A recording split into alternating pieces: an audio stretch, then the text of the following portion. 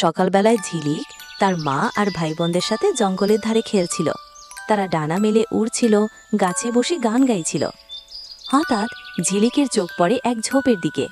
সেখানে সে দেখে একটি ছোট্ট খরগোশ কাঁটায় আটকে ব্যথায় কাঁপছে।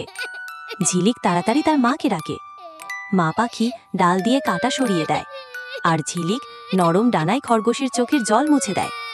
খরগোশটি বলে, তুমি আমার প্রাণ বাঁচালে, একদিন আমি তোমার পাশে থাকব। কয়েকদিন পরে ঝিলিক একা খেলতে গিয়ে জঙ্গলের গভীরে ঢুকে পড়ে। হঠাৎ একটি বনো শেয়াল তার সামনে এসে দাঁড়ায়। ভয় পেয়ে ঝিলিক কাঁপতে থাকে। ঠিক তখনই ঝোপের ভেতর থেকে সেই খরগোশটি লাফিয়ে এসে শিয়ালকে ভয় দেখায়। শিয়াল ভয়ে পালিয়ে যায়। ঝিলিক আনন্দে কেঁদে ফেলে। তারা জড়িয়ে ধরে, এক ডানা আর এক জোড়া নরম পা। সেই দিন থেকে ঝিলিক আর খরগোশ হয়ে যায় চিরদিনের বন্ধু।